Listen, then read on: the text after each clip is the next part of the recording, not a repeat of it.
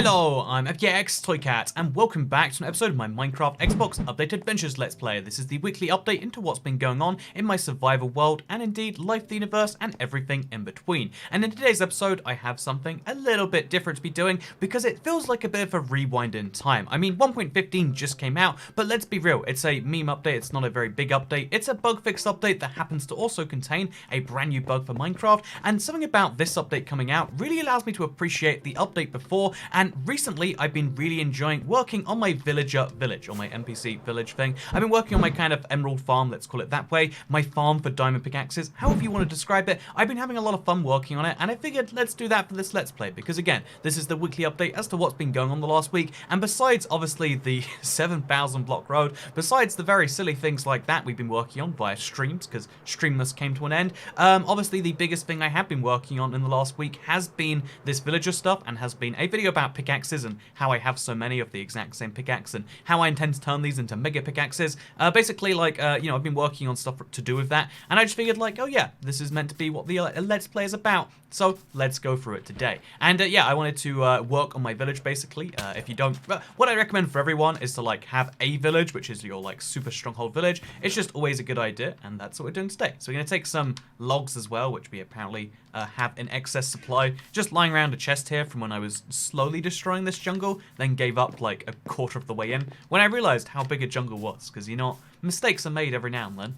Cute little panda, by the way. But yeah, we're going to walk over to my village, which I chose admittedly in like the worst of places. And yeah, I want to use that as a little bit of a lesson we'll come back to later, because I want to talk about the big question everyone's always asked me. I want to give some advice that's actually relevant to it, because I'm on the spot when people ask me questions like, hey Toycat, how do I do this? It's really hard to give a good, accurate answer. But it's been something I thought about, so let's give some of that today. Because, yeah, I think about it a lot, like, how would I start YouTube again today? Things like that, and maybe the advice is going to be useful to some of you, or maybe you hate it. But either way, welcome to this episode. So, yeah, this is my particular village. You know, I mentioned, like, everyone should have some form of, like, fortress village, some form of, like, stronghold village. Have something which is, like, you know, very clearly defined walls, like we have right here. The walls are necessary for protecting it from zombies, sort of, and from pillager raids. It's useful. But honestly, to me, it's just kind of cool to have a big walled area. Like, again, it reminds you of, like, you know, medieval-y times of, like, look at all this stuff going on. Also, look how successful village is. You can see all the breeding happening already.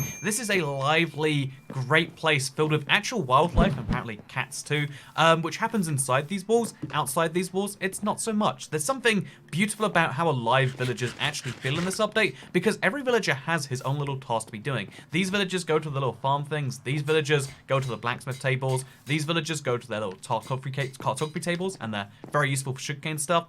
Like, every villager is doing something in this update, and again, I don't know why, it just felt extra real, extra special to me, which is something I really liked. But yeah, the reason I'm here today is because I want to improve my emerald input, my ability to produce a lot of emeralds in a short amount of time, because right now all it takes is I take a stack of melons, which I can grow very fast. I have farms all over the world, and I just, melons, you know, you get a lot of them for very little stuff, and then I trade these emeralds with, these melons, with any diamond or emerald level villager, because as you can see, 6 melons for an emerald is such a steal in my opinion. Like, the fact that this item, which you can get in such huge quantities so easily, the fact that villagers will genuinely buy it for, you know, like on such a ridiculous price is amazing to me, because of just the real value it has to you is pretty much none, but the value it has to the villagers, according to that trade, is so low. So that melon trade is my favorite one, but also you can only do one particular trade so often. Even if we had 5 villagers, we could still only trade, you know, for 4 separate times each villager. We'd get 20 emeralds every time they've restocked, which might be every 5 minutes.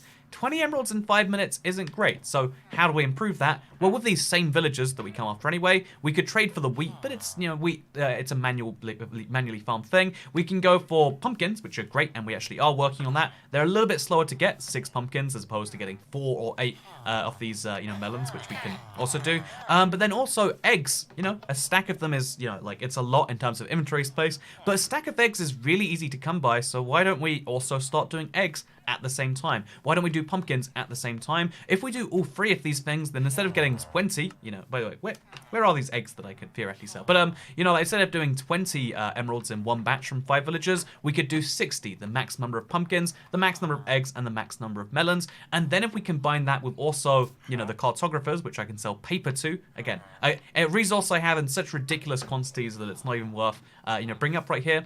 The fact that these things are all true at the same time, to me, kind of just indicates like, oh yeah, we have ourselves a method of mass emerald production that we're just not working on, and all we need to do is have an egg farm, a better pumpkin farm, and obviously keep to the melon farming. So that's what my first task is going to be, maxing out these farming villager trades as best I can. So yeah, in case you're curious about what I mean by like a stack of eggs is really easy to come by, you might think like, wait, compared to, you know, pumpkins and melons, which are so easy to use to farm, how is it easy to come by a stack of eggs? And let me show you exactly how. Because chickens, you know, all you have to do is put them in a little bit of a hole like this, then you just need to have a hopper at the bottom of that hole, and then leave some chickens be, and they'll literally just lay eggs and go into there. And then it's like, okay, that's easy enough. You dig a 3 wide hole in the ground, but, you know, you've also forgotten the step where, you know, you've forgotten the step where the chickens get in there in the first place. And also, how do you make them produce a lot? And the answer is by having a lot of chickens. How do you have a lot of chickens? With a lot of eggs. How do you get a lot of eggs? With an egg farm, which I conveniently happen to have on the other side of my world. But I just want to move one over here so that I can easily, you know, harvest the egg farm on a regular basis and keep doing that. So here are all the eggs. Here are some iron ingots. Combine those with some of the, you know, the wood we got from earlier. And you know what you get? You get yourself a hopper. In case you don't know what you get, let me show you. You just turn wood into planks, turn planks into a chest, turn a chest with the 7 iron into a hopper, and literally that's all you need to make this a successful farm. It's probably recommended you make it a bit higher up so it's more visible, or maybe it's not. I mean, it depends on whether you want this to be a hidden away thing or not. I personally think that, you know, cruelty towards chickens should be vaguely hidden in some way. So what I'll actually do is I'll place these around there, and then this allows me to very easily, if I remove one more block, let's just say from here to make it more of a round thing, now we can very easily have our little hopper down not that far from the ground and link it into some form of barrel. Let's say the barrel could be over here. And yeah, now just like this, again, this is the simplest farm in the world in terms of getting some ingredients. Now we have literally used 2 blocks, a barrel, a hopper, and then some dirt blocks, and we've made ourselves a functioning, effective farm. And again, all we have to do is remove 2 blocks, and there's access to the barrel, which we'll get to as soon as we go to sleep. You know, it's late here. And yeah, now we're just going to throw eggs in there, and every egg has a small chance of hatching a chicken, unless you hit the chickens with another egg. You know, I guess we're going to have a baby chicken roaming around the village. But yeah, because they can't leave, because we just leave them there, we just, again, we have a bunch of free spawning chickens that we can easily breed if we really want to on top of that, because it just takes seeds for them to breed, and even seeds for them to grow up. But yeah, this many eggs we can use very easily to make a lot more chickens very, very simply. I'm actually kind of curious, like, what is easier to make chickens? Is it to breed them with seeds, one of the cheapest resources in the game, or to use eggs, which, once you have a chicken farm, like we already do, is also one of the cheapest resources in the game? It's one of those great little questions, like, what came first, the chicken or the egg? Did we just get 4 chickens in one? Okay, perfect. I think we did, like, based it on that whole thing. But yeah, we can also make this a 2nd block wide if we reach the number of chickens max, because once you have more than 24 in a single block, you start to have issues. So just keep that in mind. But note how simple it was for us to go from, we have nothing, you know, in this village, egg-wise. We have to bring our eggs in every time we want to sell them, which is hard because transporting eggs, given that you have to sell them by the stack, it's a whole mess of a thing. Instead now, we just grab our eggs like this, and we can, yeah, again, or from the barrel as it later will be when they grow up and become of egg-laying age, and then we can take them to, say, our farmer, which we leave in a little window over here, and we can sell them over there. It's wonderful, it's easy, and it's just a nice little extra benefit on top of everything else that allows us to max out our emerald, our farming capacity, I guess you could say, which again, I just really like that as a concept. So, yeah, now we've gotten this out of the way. Again, it's level 4 trade, so admittedly you have to do other things to get there, but I've already done those other things, so might as well take advantage. The thing about this village, and the thing I was saying about the kind of realizing about the previous update being better, is something I've seen happen with so many other games, and something I never thought I would fall foul to, but I'll admit that it's totally happened to me, where as soon as when something comes out, wow, the chicken's already got a baby chicken following him, but as soon as something comes out, there's a high amount of skepticism towards there's a high amount of hype for the new thing that very quickly turns into a high amount of skepticism and a backlash towards it. Like, oh yeah, as soon as you know, a brand new update comes out, people are very excited to play around with the new features, and a whole batch of different people are, you know, not so excited. They're like, you know what, is this really such a great update? You know, like, wasn't the last update better? Stuff like that. Like, couldn't they have done better with the time in between here? But, you know, those are fine things to think. Those are pretty valid thoughts, in my opinion, because in a lot of cases, you know, for the same amount of time, you get a lot less output as an end user. For reasons you can't discern. I mean, if you can't tell what the reasons are, then maybe the reasons aren't so obviously valid. And yeah, so basically those things happen, and then the community kind of like goes from super hype as they are until it comes out. As soon as it's out there, especially when it comes to, you know, games with bugs and stuff, certain things don't work the way you imagine they would, or they don't work perfectly exactly like they're supposed to even. And then people start to like have this kind of backlash against it, be like, oh man, the previous thing, previous game, previous update, previous whatever you want to imagine, the previous thing was so much better. Man, I want to go back to that thing. And then, you know, people go back to the previous thing. And this cycle of like, oh yeah, current thing sucks. I think previous thing was so much better. It's true in so many areas. Again, I noticed it first in like the Call of Duty community, but you see it in lots and lots of different divergent areas. And I think the same thing has happened with this update. When the Village and Pillage update first came out, I thought, man, Update Aquatic actually changed the world, added brand new mechanics like the Conduit. But, you know, Conduit is something that's only really useful for the oceans. Whereas Villager Trading is something I come back to because of the high-end rewards it offers in so many different areas, you know? I can farm golden carrots this way if I want to. Every single 3 stacks of eggs I now sell is equal to a golden carrot, which isn't so bad given how much we can mass farm, you know, eggs if we really want to. But yeah, now we can also, if we want to, we can farm for efficiency 2 pickaxes. You know, the 26 emeralds we've collected today so far, just by selling farmed goods, which, you know, most people collect anyway, that will now buy me 2 pickaxes off this quality, which is what this whole video kind of ties into, right? But yeah, we can add to our little collection. It's going to be wonderful. But the fact that we can do these high-end rewards actually means there is replay value, in addition to the fact that it's so fun. The first time you learn how trading works, the first time you tech up the tiers, it feels good. It feels like a wonderful thing. And it makes me appreciate the Village and Pillage update a lot. And that's why, you know, all this time later, I'm coming back and I'm really appreciating this update a lot more than I did before. And it makes me regret that I didn't appreciate it more before. And that's why I'm using this video as like a time to make appreciation. Because, you know what? Christmas is the season of appreciation, right? I think that might be Thanksgiving in America. But you know what? Thanksgiving is an international concept. So for everyone who doesn't have a season dedicated to thanks, I feel like Christmas is the best time for it, right? So what better time to be thankful than for Minecraft? You know, the Lord and Savior itself.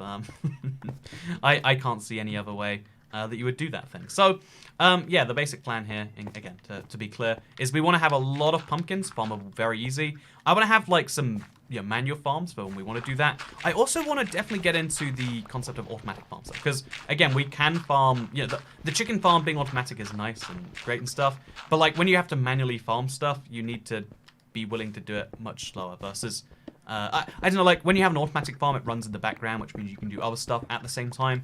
Whereas we have to dedicate all of our time to manual farming. And people are going to be like, well, why do that, Toycat? Why not spend more time automating? But isn't there more, like, fun and beauty in making, like, a vast manual structure versus a small automatic one? You know, admittedly, there is the middle ground of, like, a vast automatic structure. But all I need to do, like, actually, something I've been working on. I mean, by working, I mean, like, I placed down the pistons. But like, yeah, something, as you can see, I've got some plants growing right here. They're going to grow onto the pistons, and then there's going to be some block update detection. When the block updates go off, it's going to, you know, knock up the things, and it's going to be picked up. But like, even though that's a thing, is it really, like, this is a really small one too, but like, is this the most exciting, like, is this exciting to look at? Is it exciting to see? When it's super big, maybe, but trying to make much smaller things work on much bigger scales, to me, has just always been a more fun, maybe not more noble, but definitely more enjoyable kind of task by itself. And that is why this right here, this whole thing, is going to be operated on that function, that principle, I guess you could call it. And yeah, so with that said, we're going to take some of these melons, these pumpkins that we just grabbed, I should say. We're going to harvest some of the things that the villagers themselves are ruining, and also replant that one. And then we're going to make ourselves some pumpkin seeds, and we're going to throw them down, because who doesn't love expanding a pumpkin farm? It's just, there's just something satisfying about the core farm mechanic in Minecraft that really, you know, as much as people might like automatic ones, really just isn't replicated by them, in my honest opinion. Obviously, a lot of people disagree, as you can tell by the angry comments in every video saying, Toycat, why don't you automate your farms? But you know what? Again, Minecraft is the game where no one can tell you what you can and cannot do, and that's beautiful in my opinion. I love all the working out that villagers do while we're doing what we do. You know, in the same way we're making small steps towards a bigger goal, these cats and this villager, they really want to get in shape, and their commitment to that goal is quite inspiring. Okay, so more seriously now, rather than to take a second away from that, let's work on the walls of this, and let's talk about what I kind of learned from this village as a whole, because you might assume that, like, you know, the reason I'm loving this is some weird Toycatism thing, but what I learned, the reason, you know, I actually didn't want to work on this village. When I thought like, oh, I'm going to work on a brand, you know, like work on making a village perfect, I wanted to do it in my end because I figured like, oh yeah, what wackier place for a village than the end, right? There's no wackier place is the answer to that one.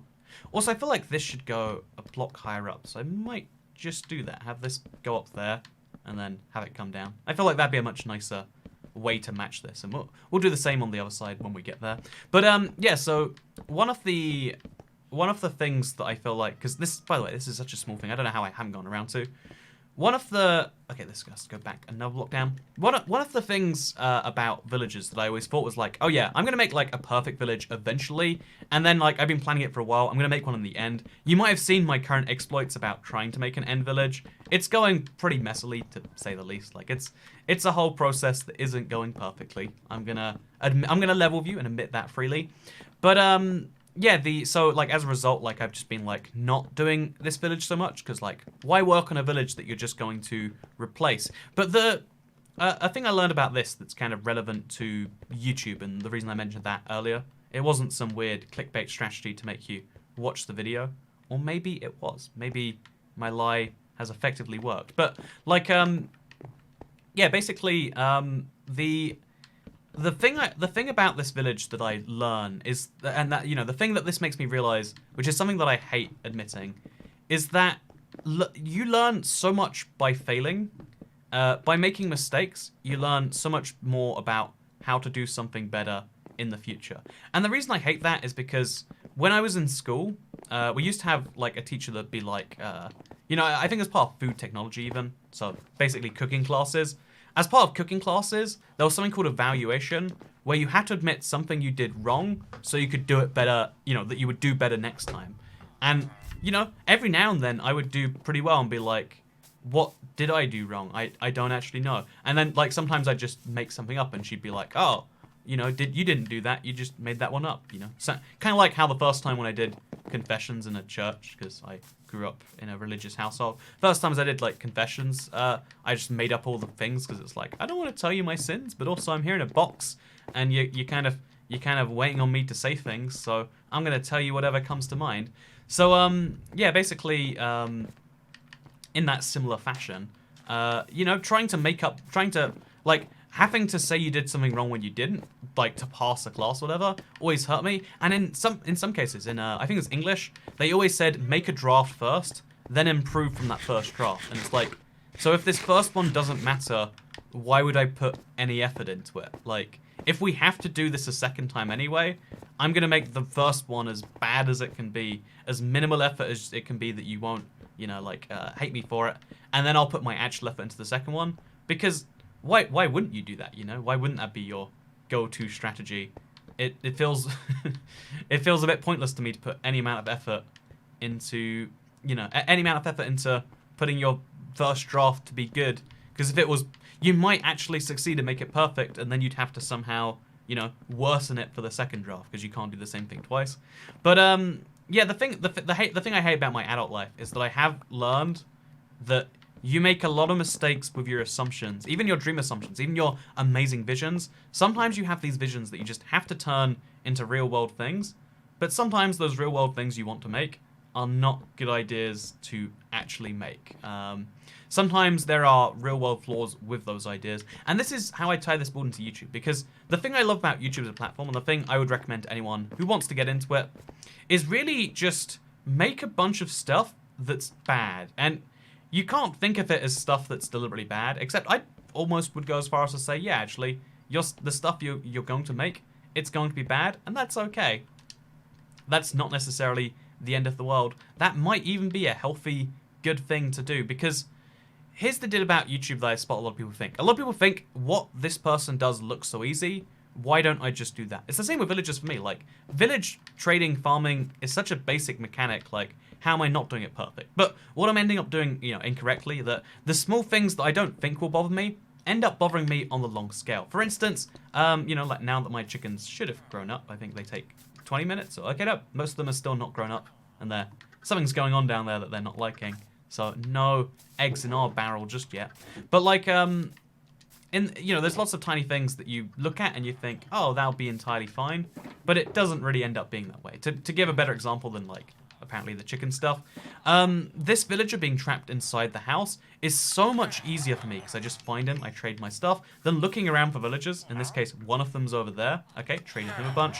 But now that I need to find the third villager that's at master level right now, because the other ones aren't, it's so tricky to find him. It's like, oh, where did I leave him? I genuinely do not know.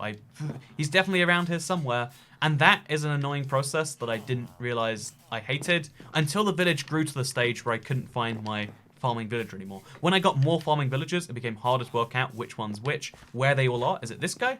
It's not this guy. This process is annoying. It's inefficient. And like, no one wants annoying and inefficient things. Those are things you should design against. But once you've done something wrong, it's a lot harder to fix it than it would have been to just do it right in the first place. Oh, here he is, by the way. And that knowledge, that foresight, that process is something. Also, we got 40 pumpkins in here. Should we start selling them, or maybe we should turn them into something? I don't know for sure. But that like improving process, that taking something and making it better, is something that you need to do on YouTube, because YouTube looks so simple that you can have this perfect vision for how something's going to be, and you can know that, I find when you look at a movie, like you don't look at any movie like, oh yeah, the new Star Wars movie I watched, by the way, pretty average. New Star Wars movie, I bet I could do exactly what Adam Driver does in that. No one's ever like that because they know, oh, I need a movie studio, I need acting lessons. Actually, you might not think about the acting lessons, but you might think like, oh yeah, I need a movie studio, I need this, I need that. Like, the technical requirements make people realize that it's out of reach and that they should, there's some steps they need to go through first. But because YouTube is so perfectly accessible, it's really easy to go from, I can do this, to I'm going to do this, it's going to be the best, perfect, and then kind of giving up. I've had friends actually like start YouTube channels, a few of them actually. And I'm always like curious to follow them. I try not to shout them out. I want them to like learn and be successful by themselves. I don't like when YouTubers think like, you know what would really help an aspiring YouTube channel is if all of their subscribers were my subscribers, and really the thing they wanted most was things from me. That's, terrible incentive system to give to one of your friends. But the thing I've always spotted is like they upload once or twice and then they're like, oh, didn't go well, I'm done with this now. I had a friend who, I'm sure he wasn't doing this to be rude, but like the end result to me was like kind of rude, where he's like, man, I wish I started YouTube when you did. Could have been, huge like you did. Kind of like being like, oh yeah, would have all been luck, like you getting into whatever you did was all based on the luck end of things. And there definitely is.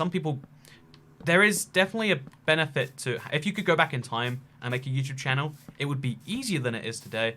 But a lot of the same general things of like, make things that people would like to see still do apply. The rule set is different. How you do that is very different. But the very nature of it, this is such a weird little area of the village. Oh, it's because I put the walls over, whatever. Confusing, but we'll accept it. Anyway, so one of the lessons, I guess, one of the things my friend, I guess, missed on that one is like that. Yeah, anyone can start YouTube anytime. It's just it's the perseverance that at one point was like the rare talent. I'd say perseverance is now just a given on YouTube. Like, yeah, you need to make stuff, and that's why what I recommend to any aspiring YouTube creator. This is true for a lot of fields, but YouTube's the one that I have some amount of expertise in big air quotes. But I always recommend, like, hey, try lots of things and see what is successful, and then do that thing a lot, you know? You need to throw a lot of things at the wall, and you need to see what sticks. And this is why my advice for YouTube, this is my genuine thoughts of, like, I had to start again today, knowing what I know, but not having access to subscribers or trends or anything like that. Make a YouTube video that you know is bad. Don't, like, spend too much time on it. Like, try to do anything you think you'd like to do in there, but just try to make the simplest YouTube video you know how to do that you can then release later. Like, oh yeah, it's going to be a finished, released YouTube video.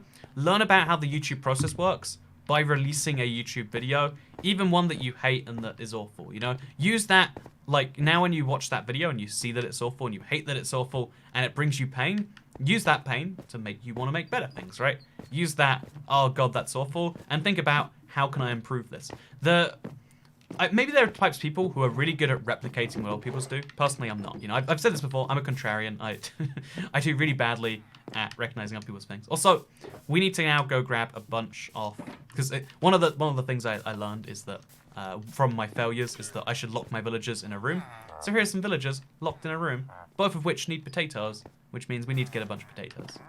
Guess what? It's Toycat the potato farmer using his fortune shovel to get some more potatoes per stack. And yeah, using this exact same technique, we can get a lot of potatoes that we need to make them do their stuff. And we're going to talk about the fact that I think you should make a bad YouTube video, upload it, improve from what you have, then make a YouTube video that's slightly better in the ways that you hate the most, and then so on and so forth, improving via that process to get where you want to be. Whereas a lot of people try the opposite way around. They look at something that's successful, and they're like, I'm going to make that, but they'll do it so much worse, without even realizing the ways in which it's worse. Or maybe they will realize, and they'll hate that about it.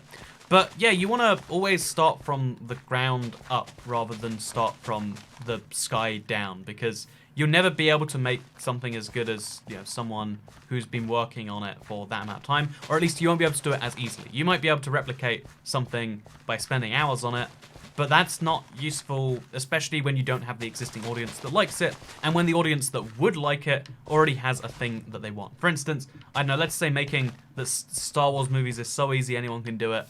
But, you know, most Star Wars people would rather watch Star Wars itself, rather than exactly like Star Wars, but without the brand name. You know, brand names mean a lot to people. Existing associations. Say what you will about humans, but we like things that we know we like. We like things that we know other people like. We have a big desire to fit in, and as a result, brand names do very well with people. And as a result, if you want to make something new, you've got to try and find a new coalition of people, a new collection of individuals who would like to watch that thing, and that usually isn't going to be the exact same as some other product out there. Also, look how fast we got all potatoes, because fortune. Pro tip, you know, one of the things that would have really helped in insert country that's reliant on potatoes here, but the joke would be too offensive to throw out here, during a certain famine in that country, you know, if they just used fortune shovels, would have really helped out. Now I've got an angry minority in my comment section. But no, one of the things I really think is that there's two different ways you can look at most things. You can try and replicate something else out there, or you can, you know, make something and try and improve using the things that are out there, using the tool sets and the things that have been done before. And this is how I find most, like, iterational change. This is how most, like, generational changes actually happen. Take it, you know, even though the iOS Android debate, people like to act like, oh yeah, either there's iPhones which are for rich people, or there's Androids for people who don't know about iPhones, or there's Androids for superior people and there's iPhones for idiots. But, like, the designs behind Apple products at least 10 years ago became so commonplace that they're just the standard now. Like, if you design a phone, it uses principles from that original iPhone. A lot of them, in fact. And it probably, if you design a new smartphone in 2019, you're going to use principles from the newest iPhone, I imagine. Because, again, iterational design. Using what's out there as a way to improve from stuff, but not one day starting and being like, I'm going to make a new phone. It's going to already be an iPhone. No company has been successful with that, because when you buy a flagship like that, you need the reputation that comes along with it. One of the things you can never replicate, no matter how good you are at copying things, is the reputation. And that's why you kind of need to make your own thing in there. And that's That's why my tip is like, yeah, when you're working on something, make a lot of bad things first. And I don't know why it's been in my mind a lot recently, but like, there's just been a few things I've been trying. A lot of like videos I've been like worried to make because I'm like, oh god, it's a thing that's already out there. And what, like, you know, like people expect something from the me invading people's realms. I think it was a really fun one-off joke that as I do it more, the joke wears off because it's not new and fresh anymore. People expect some level of improvement that I don't know how to deliver on. Same with the realm experiments. Like, there was a long time where I was like, I don't want to make one of these realm videos until I have a fun idea to test. And now, kind of like buses, I spent like 6 months not doing any. Now I've got 2 ideas coming along straight at the same time. Like, I'm gonna start one, you know, the one's already in editing, and I'm like, I need to do this next one already. It's already started, I'm sure. But the fact that this is also, I think that's enough potatoes. I think we're doing pretty well on that. We could take some carrots as well, but again, we're trying to just get some locked up villagers to be much faster, because that's what we're going for. We just need more emerald efficiency, more emerald farming in a shorter amount of space, and that's an easy thing to do. But yeah, one of the things about making something that isn't good, one of the real benefits of it, is that force of looking at something awful and wanting to make it better in some way. And that is one of the most important and one of the coolest human factors we have. It sucks in the moment, but it makes us all better as a species, you know, competing with each other, all having those that same feeling, but about different things. That's the reason we see evolution in, you know, competitive industries, or even in some non-competitive industries. But that's why we see evolutions of things start to emerge, and that's something I like personally. Also, I don't know which one of these. Okay, it's gonna be this chest. This is gonna be my chest filled with lots of very bizarre things. It's got like tropical fish times 12 in there. It's got some cod in a bucket. It's a weird chest, but we're here for the potatoes. So let's now sell these potatoes. And look at this, we're gonna get to level 2 on the farming tree. And now we can start selling pumpkins, which means get even more experience. And yeah, the goal is to have 2 max level villagers. This time they're locked in a building, which will make it so much easier to trade with them. Oh, I need more potatoes. But yeah, this is, again, simple enough step, simple enough process, but yet one that you would miss until you have done it, and until it annoys you, and until, you know, you want to make a better thing. I could live with my village as it is right now, perfectly functionally. It's one of those things that I do want to improve. That's the reason why, you know, automated farms, some people make them because they're like, oh, imagine if I could do this, but without all the steps. But personally, the reason I do it is because the reason I don't want to do it is because I don't hate the process of farming. I like the process of farming in some way. Minecraft is a game that allows you to make your experience better as you go along with it, and that's kind of cool. That it has that little bit of that very real world thing I was mentioning, but inside the game. Also, does this guy need potatoes? Nope, he needs carrots. I'm a potato guy today, so unless you need your potatoes from me, you are not needed here. And yeah, now you can see like how farming, especially when you do lots of it together, has some really great results. Also, on top of this, now I would be willing to bet the chickens have all grown up, which means they're starting to lay eggs, which are going to start to go in the barrel. Apparently I'm wrong about that one. Not a single egg laid. Come on, guys. I know you're better than this. It could be that I don't actually have the thing correctly connected. I'm just going to quickly confirm by breaking a block here, and then another one here. Oh no, the hopper is connected correctly. It literally is just not a single egg was laid. And actually though, I kind of want to have we'll have a barrel here, and then we'll have a hopper below that barrel, which will lead into the actual chest I want over here. Although maybe we should have it go like to the side of it. Yeah, that would make sense to me. So like over here, we can have the actual double chest like here and here. And then boom, this is very messy, very over the top stupid, but I assure you there was a necessariness to it all.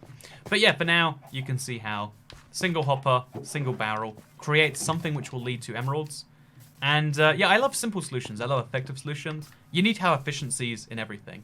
A lot of people forget that. That's why some of your favorite stuff is so slow. Like, I love the show Rick and Morty, but they produce like 10 episodes every, year and a half.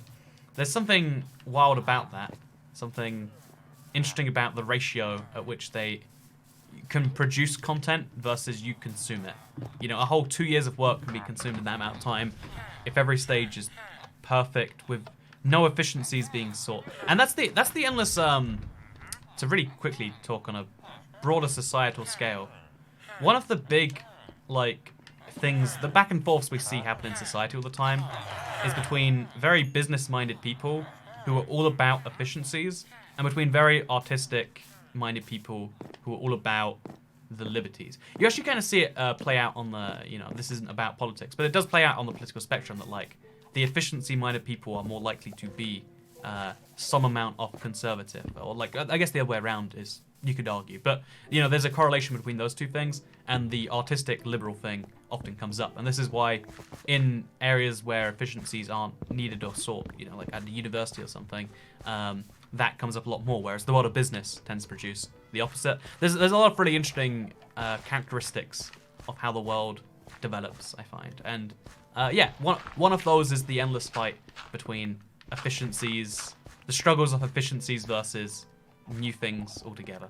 And maybe you think that's interesting too, or maybe you think, Toycat, you gotta stop whatever you're taking. It's too much. You gotta chill on that drug. Maybe that's your opinion on this one. It'd be a pretty fair opinion. I'm not on any drugs. I think I'd make better YouTube videos if I was, but you know what? The reason I'm not is because that's bad. And I actually have that was a joke that I'm now gonna actually talk about.